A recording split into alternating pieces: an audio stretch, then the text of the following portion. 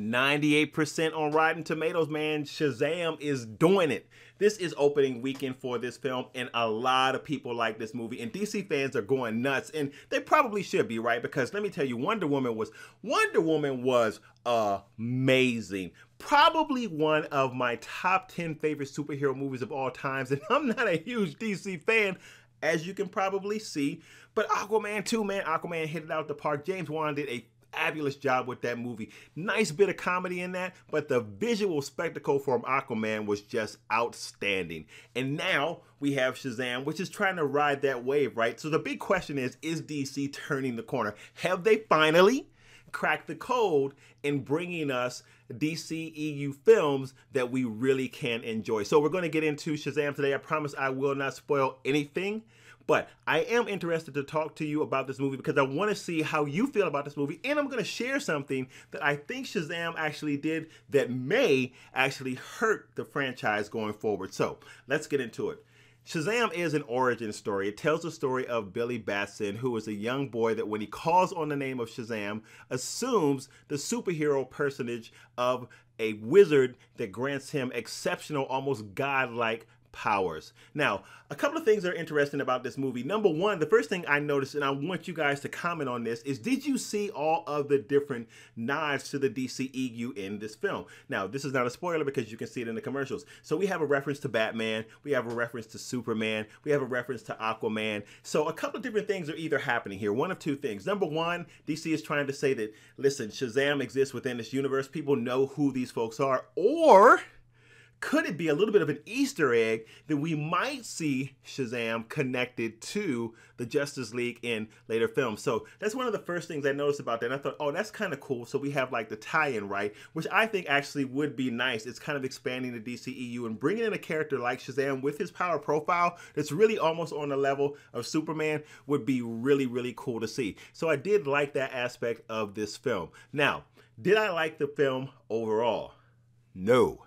Let me tell you why. The problem with Shazam for me is really one that almost cannot be fixed because it's a structural problem. It's a narrative problem. And that is how this film is written. It has too much of a comedic element for me. And a lot of people have actually compared it to Big. I'm almost don't even want to say that because I'm kind of tired of hearing it because every review says it's kind of like Big meets a superhero movie.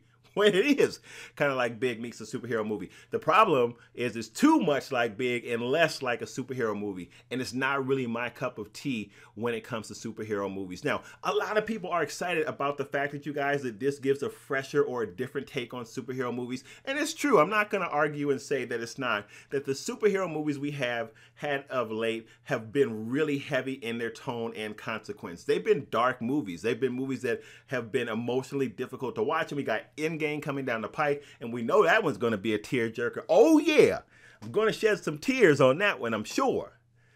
So people are like, oh man, it's nice to have something like Shazam. It's a little different, it's lighter, it's funny, it's cool, it's a different take, and DC is actually giving us a different look on the superhero genre, and people like it. So you have folks that are in that camp that like that type of thing.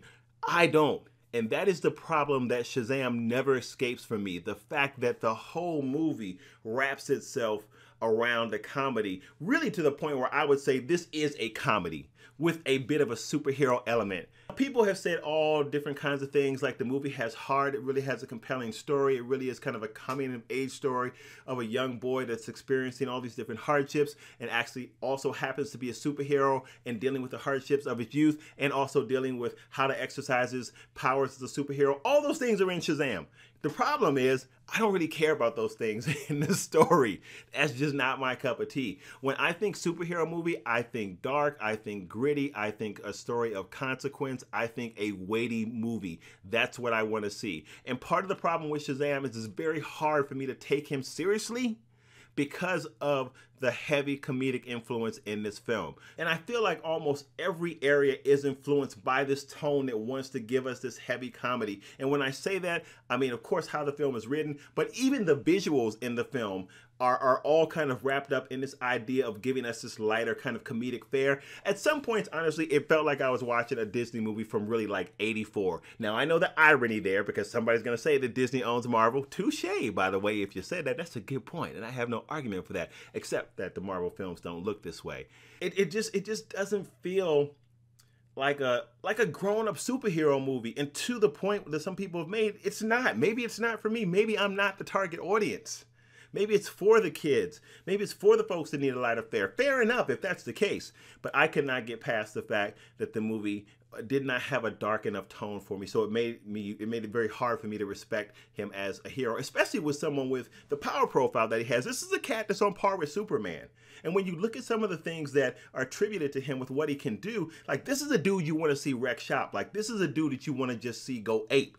Now I do think that a certain problem is set up here with Shazam, and that is the introduction of Black Adam, because a lot of people would like to see Black Adam as the villain in Shazam eventually. But the problem with that is the tone of Black Adam is a lot more dark than the tone of Shazam. So I feel like they've kind of set Shazam to have a certain tone. Now maybe they might veer from that if they have this thing turns into a franchise, which I'm sure it will, and maybe present a little bit of a darker tone. But I wonder if it's going to be a problem getting away from the comedic element when they do introduce a villain like Black Adam. We are trying to hit 10,000 subscribers by the end of the year. Guys, thank you so much for stopping by. So that's my take on Shazam. Listen, if you got a problem with what I said, of course, you know what the deal is. I will meet you guys in the comments. If you are new here, hope you enjoyed yourself. Hit that subscribe button. Join the best community on YouTube. And I will see you on the next video. Peace.